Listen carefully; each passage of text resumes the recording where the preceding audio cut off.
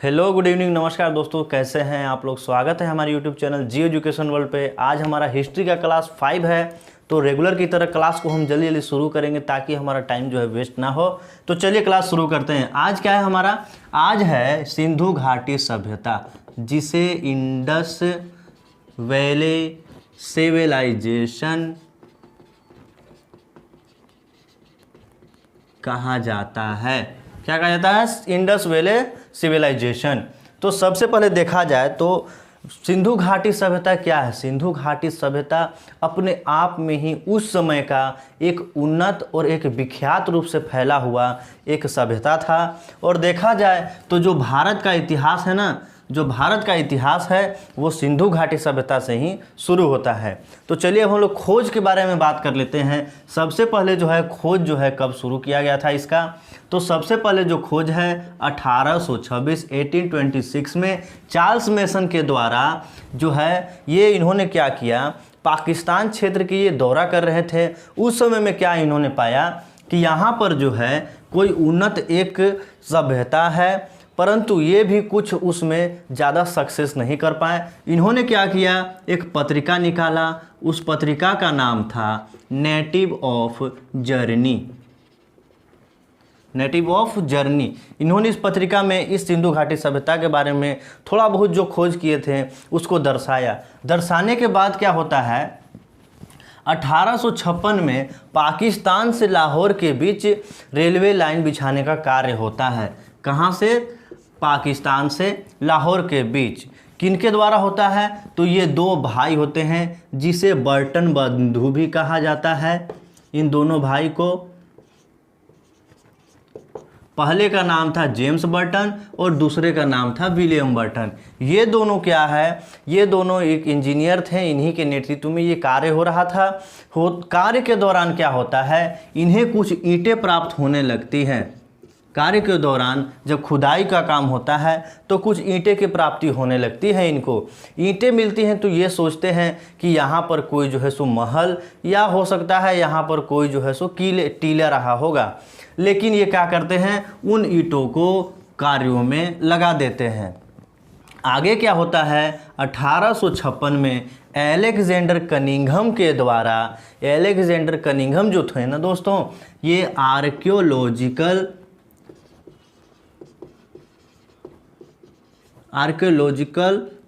Survey of India, जिसे कहा जाए तो पुरातात्विक विभाग, जो पुरातात्विक विभाग है ना, उसके जो जनक थे एलेक्जेंडर कनिंघम। ये एग्जाम में पूछा जाएगा आपसे कि ये जो भारतीय पुरातात्विक विभाग है उसके जनक कौन थे। तो एलेक्जेंडर कनिंघम के ही द्वारा जो है भारतीय पुरातात्विक विभाग का स्थापना किया गया था। वो जनक यही थे। तो आगे क्या होता है, एलेक्जेंडर कनिंघम जो है इस क्षेत्र में कुछ दौरा करते हैं, कुछ खोज करते हैं, परंतु ये भी जो है ज़्यादा सक्सेस इसमें नहीं पा पाते हैं। आगे क्या होता है ये देखिएगा, 1921 में सर जॉन मार्शल जो पुरातात्विक विभाग के हेड थे, पुरातात्विक विभाग के क्या थे, ये हेड थे। इनके नेतृत्व में ये जो है राय बहादुर दयाराम साहनी नाम के ये व्यक्ति थे। इन्होंने क्या किया, सर्वप्रथम 1921 में हड़प्पा सभ्यता की खोज की। किसकी खोज की? हड़प्पा सभ्यता की खोज की। पूछा जाएगा एग्जाम में कि सर्वप्रथम जो है से किस सभ्यता का खोज किया गया, किस स्थल का, तो हड़प्पा स्थल का खोज किया गया था। फिर आगे क्या होता है, 1924 में सर जॉन मार्शल के ही द्वारा क्या होता है, घोषणा कर दिया जाता है कि जो हड़प्पा सभ्यता है, जो सिंधु घाटी सभ्यता है, ये जो है एक नया और उन्नत सभ्यता का ये घोषणा कर देते हैं। अब इसके विकास के बारे में बात कर लेते हैं। कहाँ कहाँ इसका विकास था, इस सभ्यता को कहाँ कहाँ पाया गया था। तो जितने भी स्थल मिले हैं, जितने भी साइट्स मिले हैं, देखा जाए तो ज़्यादा से ज़्यादा जो है वो सिंधु या सरस्वती नदी के किनारे में मिले हैं। जितने भी साइट्स मिले हैं, स्थल मिले हैं दोस्तों, वो देखा जाए तो ज़्यादा से ज़्यादा क्या था, सिंधु नदी और सरस्वती नदी के किनारे भी मिले हैं। अब बात किया जाए कहाँ कहाँ इसका जो फैलाव है वो कहाँ कहाँ था, तो फैलाव देखा जाए तो यह उत्तर पूर्व अफ़गानिस्तान उत्तर पश्चिम पाकिस्तान और भारत के उत्तर में फैला हुआ था। कौन कौन से क्षेत्र में कितने स्थल थे ये देख लेते हैं। किन कंट्रियों में, तो 3 कंट्रियों में तो हमने समझ लिया, 3 कंट्रीज में तो ये पाया गया। अब उन कंट्रियों में क्या था, अफगानिस्तान में जो है ना 2 क्षेत्र, जो 2 स्थल साइट्स जो हैं 2 पाए गए। पाकिस्तान में कितने पाए गए, तो पाकिस्तान में हमें 475 पाए गए। और जो भारत है ना, जो इंडिया है, उसमें 905 साइट्स पाए गए थे, अर्थात तो 905 क्षेत्र खोजे गए थे, स्थल को खोजे गए थे। सबसे ज़्यादा जो है स्थल वो भारत में पाया गया था। अब इसमें भारत में कौन कौन से क्षेत्र में पाए गए, तो सबसे ज़्यादा जो स्थल है वो गुजरात में पाया गया, कश्मीर में पाया गया, पंजाब, हरियाणा, यूपी, राजस्थान और महाराष्ट्र, ये 7 जगहों पर मुख्यतः भारत में जो है स्थल को पाया गया था। अब देखा जाए तो ये जो क्षेत्र पाए गए थे, ये किस तरीके के एक आकार बनाता है, क्या आकार बनाता है, तो त्रिभुजाकार आकार बनाता है। कैसे बनाता है, मैप के अनुसार देखा जाए त्रिभुजाकार आकार बनाता है। यहाँ ध्यान दीजिएगा आप लोग, देखा जाए तो कश्मीर से लेकर महाराष्ट्र तक एक हमने लाइन खींच दिया, कश्मीर से लेकर महाराष्ट्र तक। यहाँ का कितना दूरी था, तो यहाँ से देखा जाए तो 1400 किलोमीटर का यहाँ दूरी था। अब यहाँ जो यूपी है, यूपी से बलूचिस्तान तक जो देखा जाए वो 1600 किलोमीटर की दूरी थी। और ये जो है यहाँ पे एक त्रिभुजाकार का आकार बनाता है।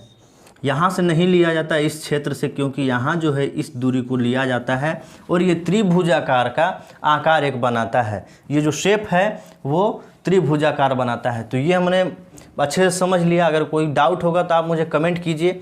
चलिए अब हम लोग आगे चलते हैं, इसको समझ लेते हैं आगे क्या है हमारा। तो आगे जो है मोस्ट साइट्स जो खोजे गए थे, शुरुआत में जो देखा जाए तो उन साइट्स को भी देख लेते हैं, क्या खोजा गया, क्या हुआ और किसने खोजा है। चलिए वो भी देखते हैं।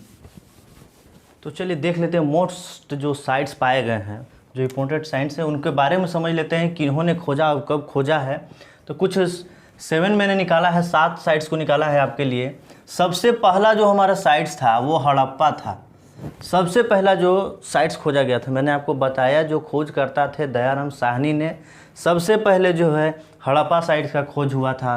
कहाँ स्थित है ये हड़प्पा, तो ये पाकिस्तान के पंजाब प्रांत में साहिवाल ज़िले में स्थित है। पाकिस्तान के पंजाब प्रांत साहिवाल ज़िले में स्थित है। यहाँ तक क्लियर है। खोजकर्ता कौन थे, दयाराम साहनी। कब खोजा गया था, तो 1921 में खोजा गया था। इसकी घोषणा कब हुई थी, 1922 में इसकी घोषणा हुई थी, मैंने बताया है आपको। आगे क्या है, दूसरा जो साइट्स खोजा गया वो है आपका मोहनजोदड़ो। मोहनजोदड़ो दूसरा साइट्स है जो 1922 में खोजा गया था। वो भी पाकिस्तान के सिंधु प्रांत लरकाना ज़िले में स्थित है। और इसे जो है राखल दास बनर्जी ने 1922 में खोजा था। तीसरा क्या, आगे जब बढ़ते हैं हम लोग तो आगे जो साइट्स मिलता है हमें वो है चन्हूदड़ो। चन्हूदड़ो कहाँ स्थित है, तो ये आपका पाकिस्तान के सिंधु प्रांत में नवाब शाह ज़िले में स्थित है। कहाँ स्थित है, नवाब शाह ज़िले में स्थित है। एनजी मजूमदार ने 1931 में इसे खोज किया था। आगे जो चौथा है हमारा वो है कालीबंगा। कालीबंगा का खोज जो है वो आलमदास घोष ने किया था। वो राजस्थान के हनुमानगढ़ ज़िले में पड़ता है। 1951 में ये खोजा गया था। सुरकोतजा जो साइट है वो बलूचिस्तान में है आपका, जिसे जेपी जोशी ने 1972 में 1972 में खोजा था। बनवाली हरियाणा के हिसार ज़िले में ये पाया गया है इस स्थल को। और इसे डॉक्टर R.S. विस्ट ने खोजा है 1973 में। और जो देखा जाए तो धौलावीरा जो लास्ट हमारा है साइट्स वो है धौलावीरा। और इसे गुजरात के कच्छ ज़िले में ये स्थित है। और इस जो है जेपी जोशी जो सुरकोतदा के भी खोज थे, वो जेपी जोशी वो धौलावीरा के भी खोज किए थे।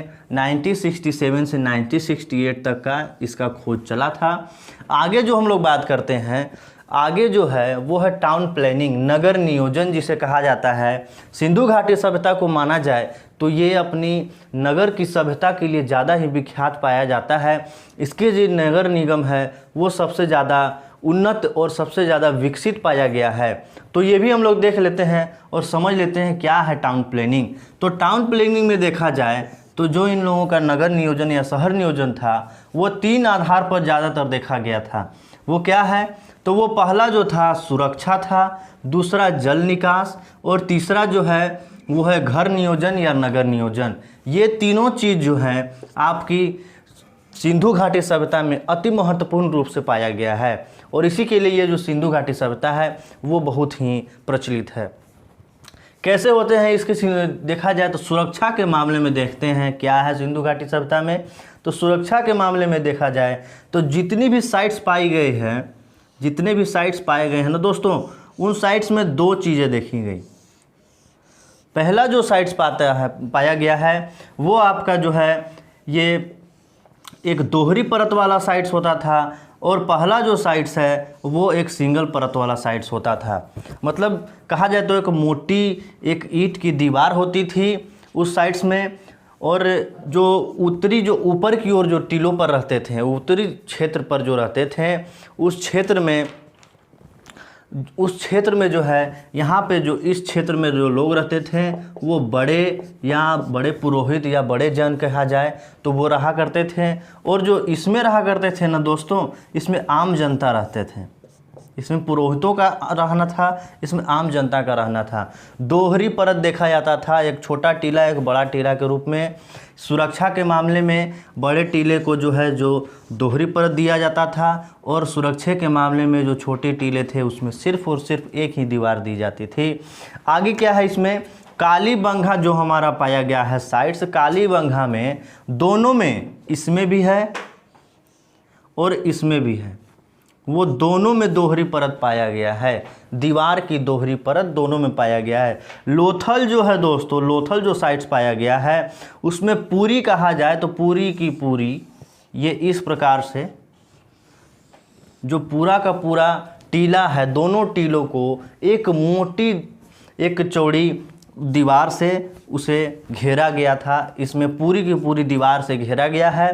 चन्हुदड़ो जो साइट्स था हमारा, चन्हुदड़ो साइट्स जो है उसमें इसमें भी नहीं पाया गया है और इसमें भी नहीं पाया गया है। कोई सुरक्षा का इंतजाम इसमें नहीं था चन्हुदड़ो साइट्स में।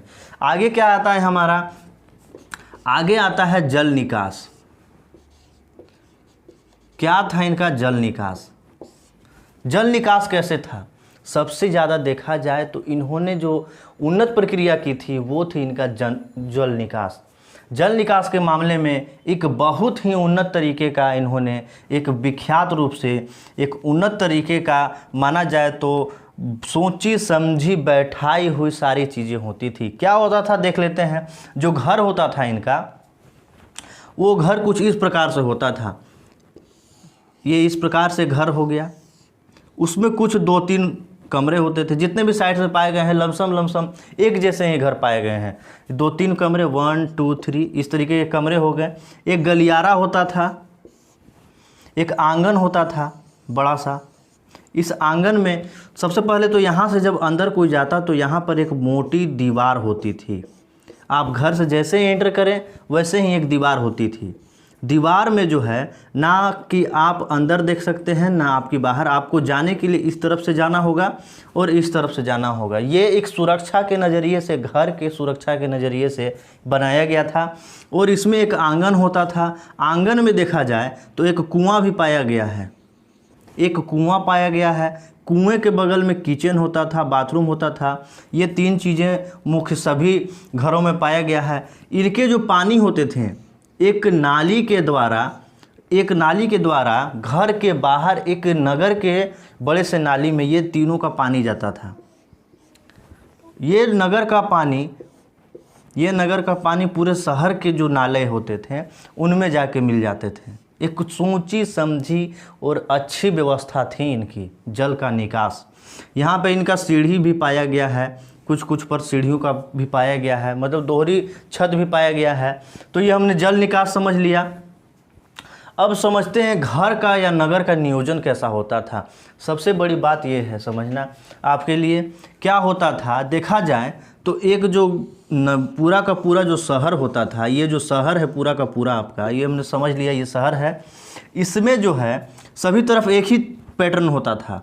एक गली होता था, ये बड़ा सा चौड़ा सा एक रास्ता है आपका, समझ लिए कि पक्के का एक अच्छा रास्ता है। उस रास्ते में एक गलियारा है बनाया हुआ इस तरीके का। उस गलियारे में दो तरफ की ओर रोड बनाए हुए हैं आपके, ये दो तरफ की ओर रोड है। उन दो तरफों में एक तरफ का ये घर है आपका, एक तरफ का ये घर है, दो तरफ। अब इसका रास्ता भी इस तरीके से है घर के सामने में आने जाने के लिए। और इसी तरीके से देखा जाए तो सभी चीज़ों पर, सभी नगर जितने भी पाए गए हैं, सभी नगरों में इसी तरीके का सारा बैठाया हुआ घर और नगर का नियोजन मिलता था।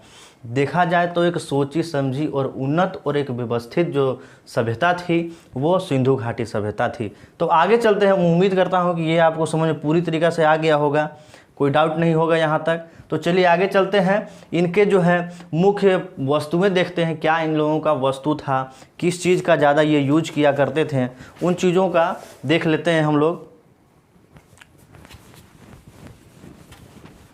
तो चलिए समझ लेते हैं कि इनके जीवन का ढंग कैसा है, लाइफस्टाइल इनका क्या था, और भी और चीज़ों के बारे में बात करेंगे हम लोग। तो इनका लाइफस्टाइल कैसा था, जीवन का जो ढंग देखा जाए, इनका जीवन शैली जो था, इनका खान पान जो देखा जाए तो ये शाकाहारी भी थे और मांसाहारी भी थे। कैसे? तो इनके जो जितने भी साइट्स खोजे गए हैं उन साइट्स पर चावल, गेहूँ, जौ और खरबूज ऐसे चीज़ों का साक्ष्य मिला है, और कहीं कहीं मछलियों का भी साक्ष्य मिला है। सबसे प्रथम जो है, सबसे पहला जो चावल का साक्ष्य मिला था वो लोथल साइट से मिला था हमें। आभूषण कैसे ये पहनते थे, तो आभूषण में भी जो देखा जाए तो सोना, चांदी और हल्के तरीके के रत्न भी पहनते थे, मिट्टी के रत्न भी पहनते थे ये लोग। शंख और सीपियों का भी ये यूज किया करते थे। तो ये जो देखा जाए तो ये सोना और जो चांदी है, ये उच्च स्तर के जो लोग होते थे, बड़े स्तर के जो लोग होते थे, अमीर लोग, वो यूज किया करते थे। और जो हल्के रत्न हुआ करते थे वो जो है ये छोटे स्तर के जो गरीब लोग होते थे वो यूज किया करते थे। कपड़े इनका क्या था, कपड़ों का जो साक्ष्य मिला है, एक पुजारी का मूर्ति मिला है। एनसीईआरटी का आप बुक देखिएगा 7-8 की क्लास में, तो उसमें आपको एक पुजारी की मूर्ति मिलेगा। उसमें मूर्ति पर जो है जो कढ़ाई किया हुआ है, तो उसमें दिखाया गया है कि एक जो मूर्ति के जो पुजारी हैं उन्होंने एक शॉल लपेटा हुआ है, और उन शॉल पर कढ़ाई नुमा जो है कपड़ा बनाया गया है। तो देखा जाए तो ये लोग जो थे वो आभूषण में सूती और कॉटन ये सब वगैरह का भी यूज किया करते थे, और कढ़ाई नुमा जो है ये कपड़ों का यूज किया करते थे। इसे जो है कांस्य सभ्यता भी कहा जाता है। कांस्य सभ्यता कैसे कहा जाता है, तो सबसे प्रथम जो है सिंधु घाटी जो सभ्यता है उन्हीं के लोगों ने कांसे का सबसे प्रथम उपयोग निर्माण किया था। कैसे किया था, तो इन्होंने क्या किया, तांबा और टीन को मिलाकर कांसे का इन्होंने निर्माण किया। कांसे का क्या किया, इन्होंने निर्माण किया। तो ये सब तो बातें इनकी जीवन शैली पर हो गई, लाइफस्टाइल पर हो गई। उम्मीद है करता हूँ कि ये सब चीज़ें आपको अच्छा लगा हो और पता भी चला हो। आगे क्या है हमारा प्रमुख वस्तुएं, कैसे प्रमुख वस्तुएं थे, तो मैंने यहाँ आपको बताया है ना, सोना, चांदी और हल्के तरीके के रत्न वो कहाँ पाए गए हैं, प्रमुख जो वस्तुएं हैं। तो तांबा जो देखा जाए तो तांबा जो इनका जो था वो बलूचिस्तान, राजस्थान, दक्षिण भारत और अफ़गानिस्तान में जितने भी साइट्स मिले हैं उन साइट्स पर ये तांबा के साक्ष्य पाए गए हैं। टीन ये कहाँ, ये बंगाल, अफ़गानिस्तान और ईरान के साइट्स पर जितने भी मिले हैं वहाँ पाए गए हैं। चांदी कहाँ, अजमेर, दक्षिण भारत, अफ़गानिस्तान और ईरान में पाया गया है। सोना आपका कहाँ है, तो सोना देखा जाए तो मैसूर, कंधार, ये कंधार आपका जो है सो अफ़गानिस्तान में पड़ता है। और जो शंख, सीपी और कोड़ियाँ मैंने बताई ना, वो कहाँ साक्ष्य मिले हैं, वो दक्षिण भारत, सौराष्ट्र, गुजरात में मिले हैं। ये मतलब देखा जाए तो कोड़ियों का जो उपयोग है ज़्यादातर भारत में इन्होंने किया है। अब हम लोग बात करते हैं इनका टाइमिंग क्या रहा होगा, इसका इस सभ्यता का काल क्या रहा होगा। तो इसमें देखा जाए तो इसमें भी मतभेद देखा जाता है। जितने भी खोजकर्ता थे ना उनमें ये मतभेद देखा जाता है। क्या मतभेद है, चलिए बताते हैं आपको। पहला जो है रेडियो कार्बन जो है उसके द्वारा जो माना जाता है 2500 से 1750 तक का टाइमिंग जो है इनका काल माना जाता है। डीपी अग्रवाल के द्वारा बताया उन्होंने कि ये 2350 से 1750 तक का इनका टाइमिंग रहा है। मुद्राओं के आधार पर इनका जो है ये काल निर्धार किया गया, तो 2500 से लेकर 1800 तक का इनका काल निर्धार किया गया। मार्शल द्वारा 3250 से 1750 तक, व्हीलर द्वारा 2500 से लेकर 1500 तक इनका टाइमिंग जो है लिया गया है। तो देखा जाए तो एक तरीके से मतभेद इस चीज़ में भी नज़र आता है, लेकिन सबसे ज़्यादा जो है एग्ज़ाम में आपको अगर क्वेश्चन आए तो आप रेडियो कार्बन को ही चलिए देखते हैं इसका कि अंत कैसे हुआ। तो जो अंत हुआ है माना जाए तो ये 5 तरीक़ों से एक आधार पर लिया गया है कि सिंधु घाटी सभ्यता जो है अंत कैसे हुआ है। इसका पहला जो इसका आधार लिया गया है वो है नदी में बाढ़ आने से। दूसरा क्या है, नदी के मार्ग में बदलाव होने से। तीसरा है वर्षा की कमी हो जाने से, या भूकंप होने से, या विदेशी आक्रमण होने से। ये 5 आधारभूत जो है जो सिंधु घाटी सभ्यता का अंत है उसे माना गया है। लेकिन सबसे ज़्यादा जो साक्ष्य माना जाता है वो माना जाता है या तो नदी का मार्ग में बदलाव हुआ होगा, या नदी में बाढ़ हुआ होगा, या नदी का सूख जाना, यही माना जाता है। तो उम्मीद करता हूँ दोस्तों कि आपको ये वीडियो अच्छा लगा हो, तो जाते समय लाइक, कमेंट और सब्सक्राइब करना ना भूलें आप लोग। और जो हमारा नेक्स्ट क्लास होगा, जो नेक्स्ट क्लास हमारा हिस्ट्री का क्लास 6 होगा हमारा, उस क्लास में हम लोग वैदिक सभ्यता को बारे में, इसके बाद जो आता है सभ्यता, वैदिक सभ्यता के बारे में हम लोग चर्चा करेंगे उस पर। तो मिलते हैं नेक्स्ट वीडियो में। Thank you.